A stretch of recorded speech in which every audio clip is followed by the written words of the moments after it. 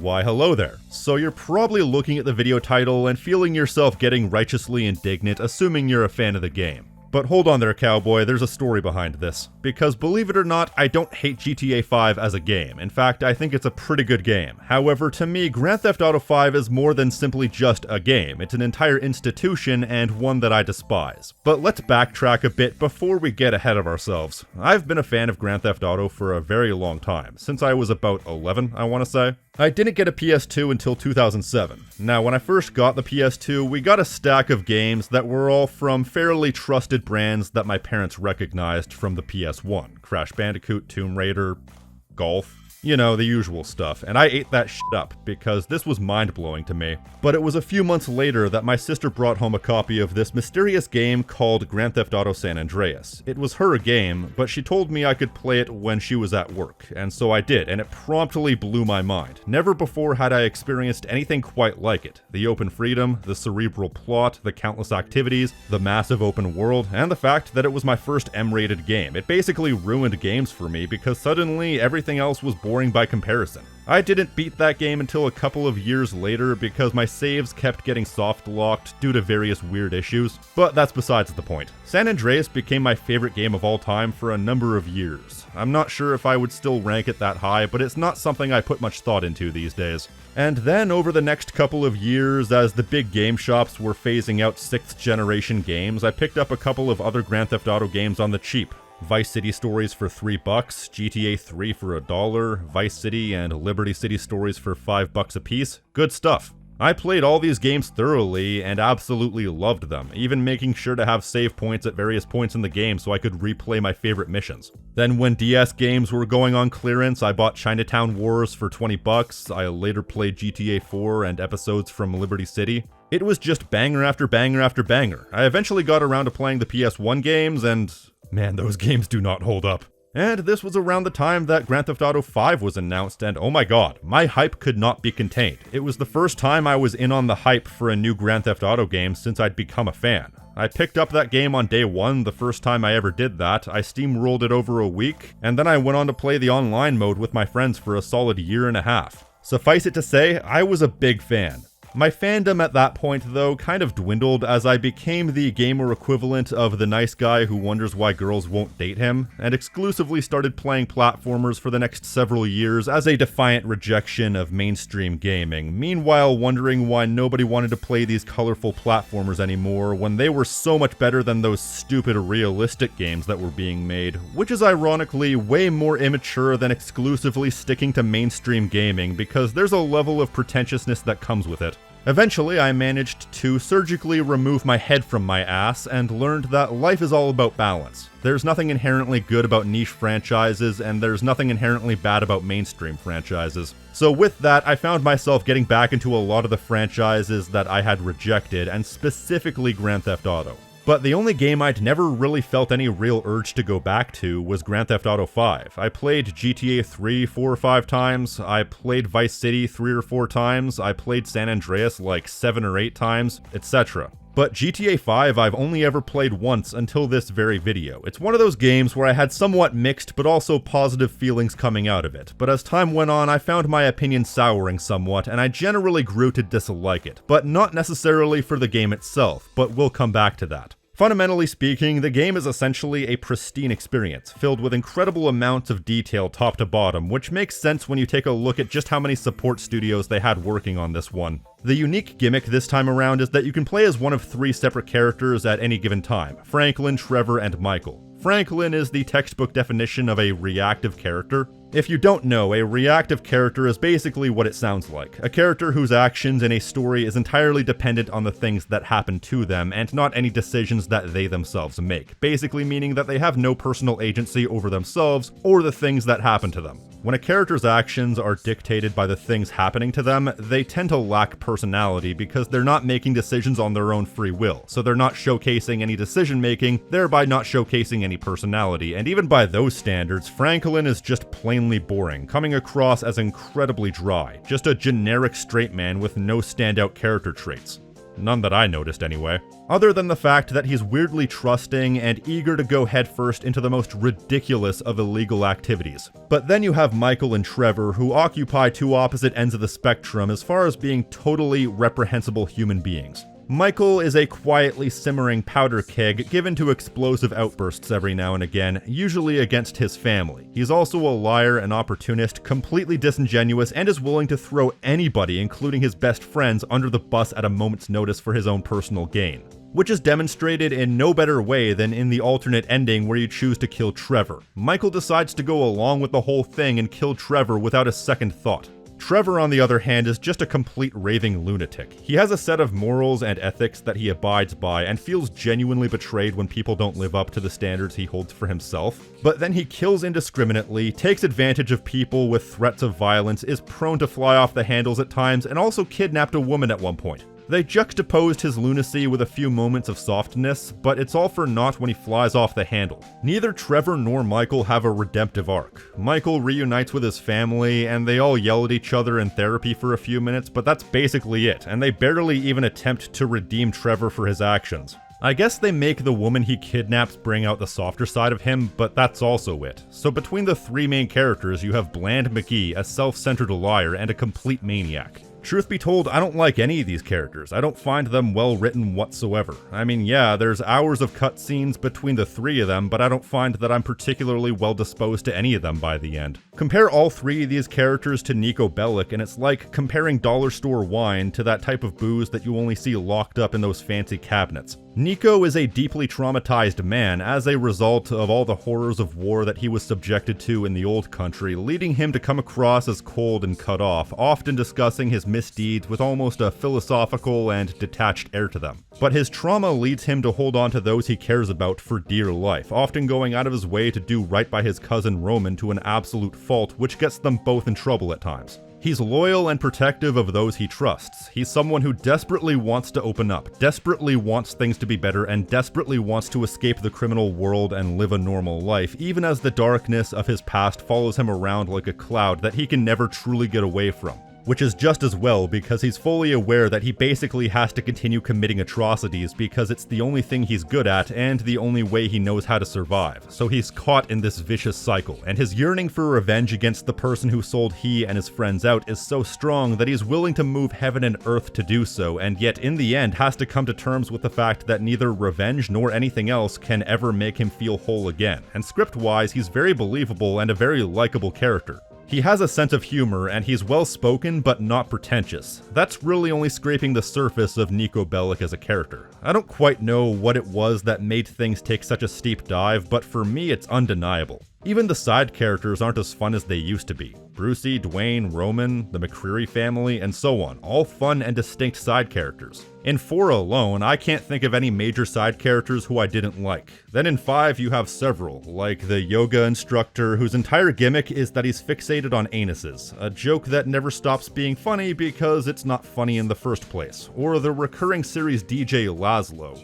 who was a comical straight man on the radio throughout the series, but now he's a minor character who they decided to make into a sex pest. Michael's family is just kind of horrible. I guess Lester is alright. He's inquisitive and unassuming, but is always undeniably the smartest person in the room. I think the one character who I can honestly say I liked in the entire game would be Lamar. He's a gangbanger friend of Franklin who's always giving him crap, but is also constantly getting himself into trouble because he wants to live up to Franklin, but he's a bit naive and hot-headed.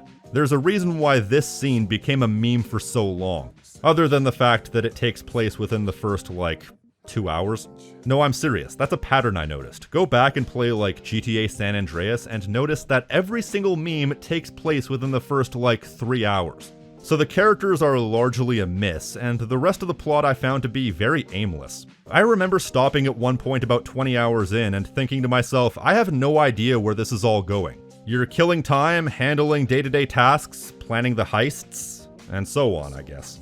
The closest thing you get to an actual plot is in regards to Steve Haynes, a corrupt FIB agent using Michael's crew to further his own career and sabotage other agencies who were growing wise to his corruption in exchange for keeping Michael's crew out of trouble for their major crimes. You think that constitutes Steve Haynes being considered the main villain, but actually he's one of 6. And I think that's the biggest thing that illustrates the lack of focus in the game, the fact that there are so many different enemy factions. You have the FIB headed by Steve, you have an eccentric billionaire named Devin Weston who employs a private military contractor called Merryweather, then you have the Ballas gang headed by a guy who goes by Stretch, and finally you have the Los Santos Triads headed by Wei Cheng. And that doesn't even account for the other sub-villains like the Lost or Martin Madrazo, who's a brief villain who turns into a comedy character thereafter. And then you have all the subplots, such as Michael's family issues and his aspirations of being a movie producer, Trevor's business, Franklin's love-hate relationship with his aunt as well as Lamar, and on top of that you also have to address Michael and Trevor's past as part of the same crew and how Michael managed to escape,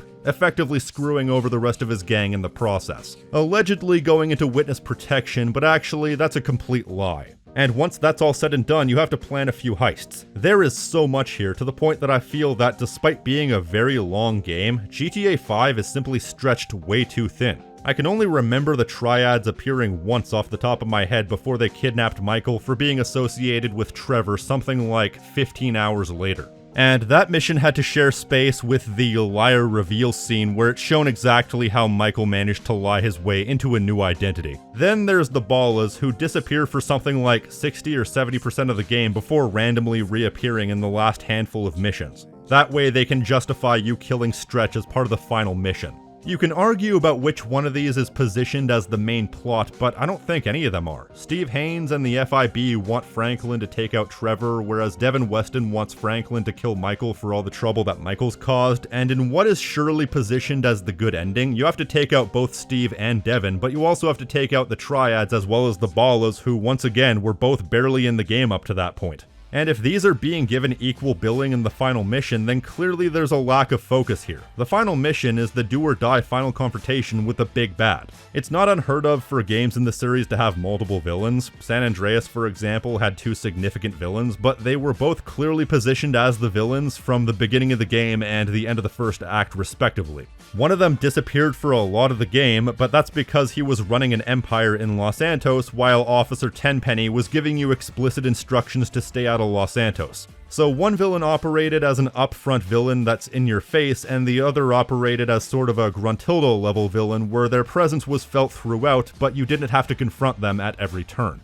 By the end of GTA 5, there have been so many plots and subplots, major and minor villains, that it all amounts to a big unfocused slurry where nothing gets the focus that it needs in order to make the most out of the plot progression. So everything just feels very meandering. It's a plot that falls far below what Rockstar is capable of because they've written some great stories in the past. GTA 4, San Andreas, Vice City, Red Dead Redemption 1 and 2, the list goes on.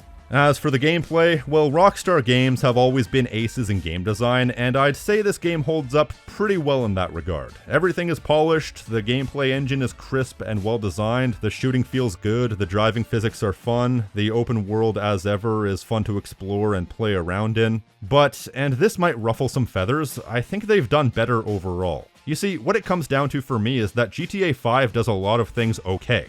The physics are fine, but not as realistic as GTA 4 or arcadey as the early games. So as a result, it doesn't quite carry the appeal of either side of the spectrum. The property management aspect is fine, but it's maybe not on the same level as Vice City or Vice City Stories. The missions are fine, but not on the level of San Andreas. There's way more vehicle variety than GTA 4, but no jetpack, so what's the point? The map may be bigger than the other games, but so much of it is dead space that you'll never interact with, because so much of the map is just featureless mountains or desert. There's a decent amount of cheat codes, but considering this is something the series is known for, it's one of the weaker cheat code rosters in the series. I don't want to turn this into a series of comparisons, which is the weakest and most amateurish form of criticism, but for me it comes down to the fact that I don't think there's much about GTA 5 that I couldn't get in other entries in the series, and better. The only thing that GTA 5 really did undisputedly better than the previous games is multiplayer. Oh yeah, the multiplayer is really extensive. It comes across to me that even from the very beginning, they put way too many eggs in the multiplayer basket because it really feels like the rest of the game kinda suffered for it. Even the online, I feel, is flawed because it has a lot of content, but it encourages griefing because it feels like that's the only thing you can really do with the content you unlock, because there's very little meaningful the game allows you to do that you couldn't do before you unlocked the content other than using it to grief other players. The other unique gimmick beyond the 3-character setup is the heists, because the main cast of characters are a crew of thieves. Which is a fun idea, choosing your setup, doing some recon, stealing and stashing vehicles and whatnot, all to eventually pull off the big heist, but there's only like 5 in the whole game, and only one where you make a significant amount of money. So much of this game feels like you're just waiting for it to get to the interesting part, but hey, as long as you're waiting, you can play around in any number of the various side activities. I don't want to downplay the amount of effort it would have taken to program all these side activities, but is a functioning yoga minigame or tennis minigame really necessary? I guess the results may vary. Despite being a multi-level company with several support studios, it still feels like somewhat of a compromise, because you had all these side activities and different modes, and yet the actual main game never really felt like it reached the level it could have. Most other games in the series had superfluous side activities, but those games didn't feel quite as much like compromises compared to GTA 5. Then you take into consideration just how weak the story is compared to some of the other games in the series, and you're left with a lesser experience than a lot of what the series had to offer. I'm not going to pretend that GTA 5 is a bad game in any way. My frayed memories of it from back in the day had me believe that it was a mediocre game, and having now played it for the first time since then, I can say with confidence that it's a good game, possibly a great game. I may dislike the plot, but purely just based off the strength of the gameplay alone, I would say this game is generally quite fun, even if it doesn't quite reach the heights of other games in the series. But that's not why I hate it. If Grand Theft Auto 5 had transcendent quality, then maybe I could tolerate it despite what it represented and continues to represent. But it doesn't, so I can't. You see, where I start to hate this game is in everything surrounding the actual game itself, what it represents, its legacy, and how it changed gaming as a whole. Because I think GTA 5 caused a lot more negative attributes that we associate with modern gaming simply because of its popularity. As you may know, GTA 5 is one of the best-selling games of all time. Granted, if it didn't get re-released like 8 times, it might not have been, but it has continued to be a bestseller since it came out, meaning that like Minecraft popularizing crafting systems or PUBG popularizing battle royale games, GTA 5 popularized a few things. More than anything, microtransactions. As you may know, GTA 5 has what's called shark cards, where you pay upwards of $100 actual dollars to get in-game currency. $100 is by no means micro, but that's the label that these purchases of in-game currency are called. Microtransactions existed in AAA gaming before this, such as with the likes of Dead Space 3, but never before had there been a game this popular to include microtransactions, and never had it been so successful. And before it's said, I'm specifically referring to microtransactions in premium paid AAA games. When it comes to the popularization of microtransactions in general, we have Farmville to thank for that. But there was once a time when putting microtransactions in AAA games and having them be successful was unthinkable. I'm not a walking, talking video game encyclopedia, but I don't remember this being much of a thing before GTA 5 made it popular. And I believe that it simply emboldened a lot of the more scummy gaming publishers to include microtransactions because a game as popular as GTA 5 was able to survive and thrive despite having them. Matter of fact, Rockstar Games has made bank over the years from these. The sad fact is, they're probably making more money off that than game sales at this point. You can say that the people who are buying these things are idiots, but the fact is, I think it's scummy to put microtransactions in premium games to begin with. In free-to-play games, fair enough, that's just how the game is played. But if you've already paid for a game and then you balance your game in such a way to incentivize people to pay for these exceptionally expensive things, then to me it's only like 25% on the player at that point.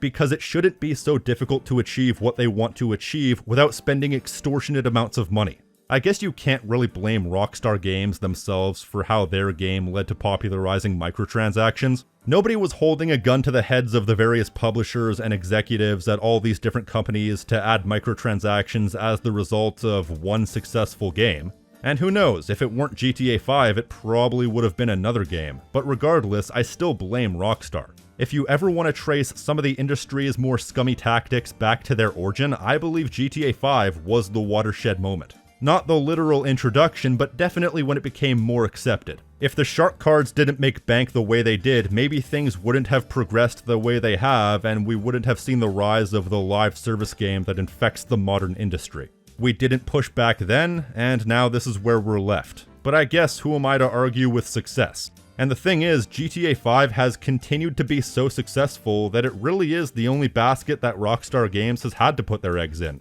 Because it's continued to print money since its release in 2013 from GTA Online as well as general game sales, which, believe it or not, is another sticking point to me. Since its release, they've brought out expansion after expansion, heist after heist, resulting in a fairly consistent player base over the years. And you know what that means? Despite the fact that GTA 5 is a decade old and is one of the weaker entries in the series, you now have it where Rockstar Games doesn't need to put out any new games anymore. Ever since GTA 5, they've basically released Red Dead Redemption 2, and that's it. They didn't even support that game all that much. To be fair, it was an extensive game with a lot of depth of mechanics and a 50-some-odd hour campaign, but they completely killed the online when they stopped supporting it and went straight back to supporting GTA Online.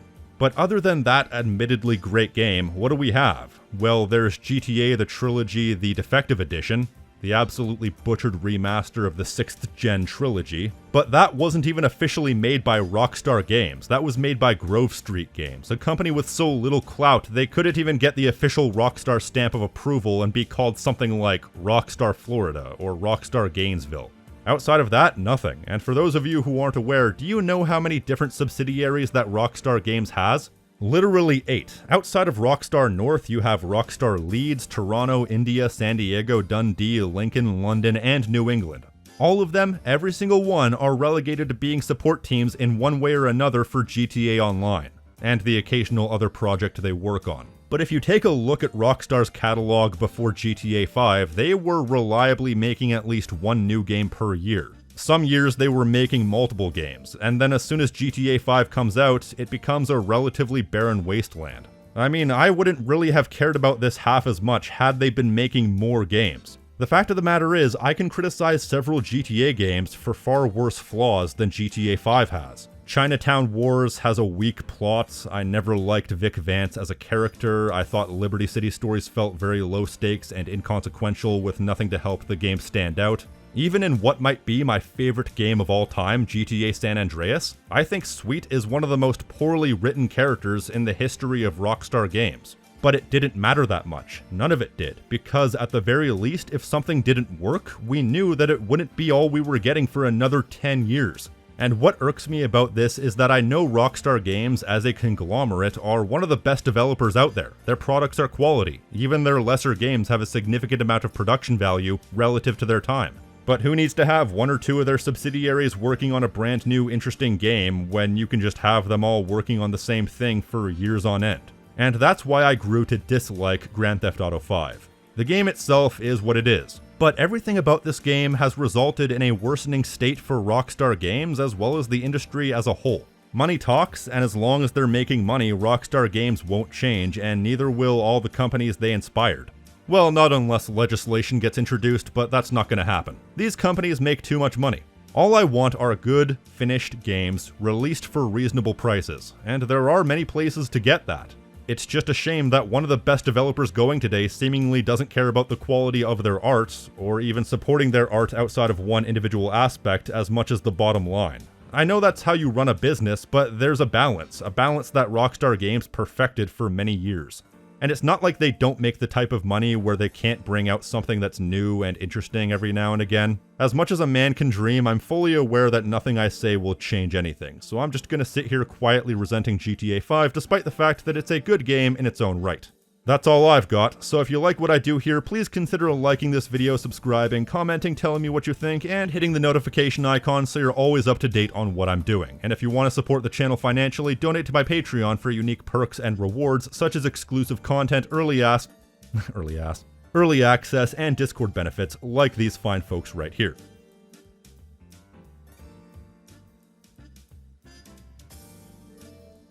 And an extra special thank you to users FarmCat84, Joseph Rosas, Raaf, Leyabout, Nicholas Pino, Brooklyn, Bettch, and Gaw004 for going above and beyond.